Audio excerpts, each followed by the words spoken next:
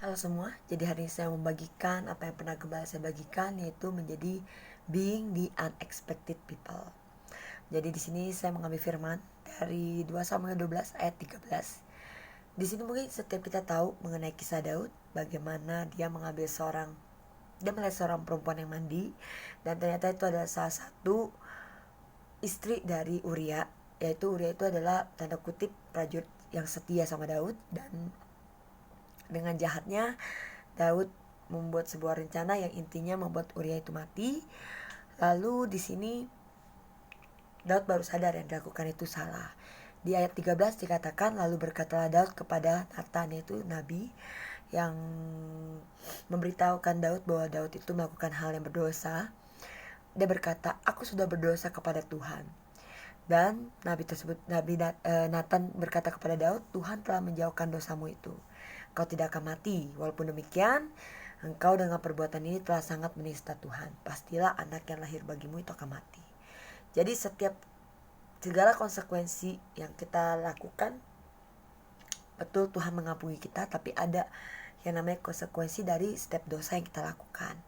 Nah, singkat cerita, di sini kita tahu bahwa akhirnya Daud ketika Nathan memberitahukan kepada Daud kalau bayinya itu akan mati, yang dilakukan Daud adalah dia pikir dengan caranya sendiri. Dia berpuasa, dia gak makan, dia berdoa dengan tekun, dan dia berbaring di tanah. Dan sampai di hari yang ketujuh, di ayat 18 dikatakan matilah anak itu. Dan pegawai-pegawai Daud takut memberitahukan kepadanya, karena kan dibilang dia sampai gak makan, dia sampai berdoa berpuasa segala macam. Nah, bahkan sampai pegawai-pegawainya tuh punya sebuah cara pandang yang, oh, karena kejadian ini anaknya mati, pasti Daud akan punya respon seperti ini, yaitu natural manusianya ya. Misalnya, oh dia capek ya berarti dia akan istirahat. Oh dia lagi sakit berarti dia akan minum obat, misalnya gitu. Nah, kurang lebih sama nih yang dipikirkan sama si pegawai-pegawainya Daud. Tapi yang menariknya adalah di ayat 19, ketika Daud melihat bahwa pegawai itu berbisik-bisik, mengertilah ia bahwa anak itu sudah mati. Dan di ayat 20 adalah reaksi atau respon yang menurut saya benar-benar unexpected gitu. Maksudnya gak kepikiran banget kok dia bisa melakukan hal ini, yaitu lalu Daud bangun dari lantai. Ia mandi dan berurap dan bertukar pakaian. Ia masuk ke dalam rumah Tuhan dan sujud menyembah. Sesudah itu pulanglah ia ke rumahnya, dan atas permintaannya dihidangkan roti. Dan disinilah yang membuat pegawainya bingung. Apa yang sedang kau perbuat? Saat anak itu masih hidup kau berpuasa dan menangis. Saat anak itu mati engkau bangun dan makan.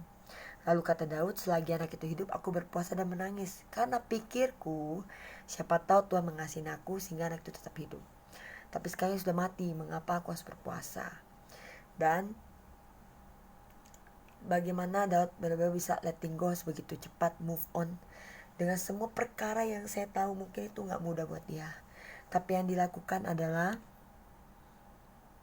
dia berurap, dia mandi, bertukar pakaian, dia masuk ke dalam rumah Tuhan dan sujud menyembah. Ketika dia tahu bahwa yang dilakukan salah, dia bukannya lari dari Tuhan, tapi dia semakin mendekatkan dirinya kepada Tuhan. Dan bahkan dia ada lagi melakukan kesalahan, itu dia menggunakan cara pikirnya sendiri. Yang dia berpikir, gue berpuasa nih, gue bakal lakuin terbaik nih biar anaknya bisa hidup. Tapi nyatanya konsekuensi ya konsekuensi. Dan yang dilakukan dia bukan kecewa sama Tuhan, malah dia menyembah Tuhan. Nah, sama yang saya alami juga, dan bahkan saya ngerti ini dari gembala saya. Bagaimana gembala saya benar-benar memberikan contoh. Lagi sakit malah datang doa, lagi ada masalah yang dilakukan malah semakin gila dan bergelora buat Tuhan. Malah yang dilakukan Pesnya bukan kayak buat-buatan gitu ya, tapi bagaimana beliau dengan semangat, dengan bergelora, dengan iman, dengan pengharapan membawa setiap doa dan bahkan menopang setiap kami. Dan saya belajar banyak dari gembala saya, bagaimana ketika saya lagi ngalamin capek secara fisik, urus anak, kerja, tapi ketika saya datang hari itu, saya bilang, Tuhan, aku ini capek secara fisik, tapi aku mau menyenangkan hatimu. Dan saya lakukan sebuah hal yang mungkin secara manusia orang akan bilang, oh yaudah capek gak apa-apa, istirahat aja, santai aja. Tapi saya semakin gila, saya semakin lompat, saya semakin shout, saya semakin bawa iman saya. Dan saya bilang, Tuhan, aku percayakan semua ke dalam tangan-Mu. Dan pulang yang saya lakukan bukan malah makin capek, tapi saya di recharge sama Tuhan, saya mengalami damai sejahtera, saya merasa sangat diberkati. Jadi maukah setiap kita teman-teman, ketika yang kita lagi alamin itu mungkin sepertinya sangat-sangat bisa ditoleransi, tapi mau gak sih kita surprisein Tuhan dengan respon hati kita, yang orang udah mikir mungkin sikapnya bakal A nih karena kelakuannya seperti ini, tapi yang kita lakukan enggak, gue akan fight, gue akan gigih, gue akan nekat gitu, buat menyenangkan hati Tuhan. Bukan sekali lagi untuk dilihat manusia, tapi bagaimana memang pure hati kita mau untuk menyenangkan hati Tuhan. Satu agenda itu yang terus kita pegang. Itu yang saya mau bagikan. Terima kasih.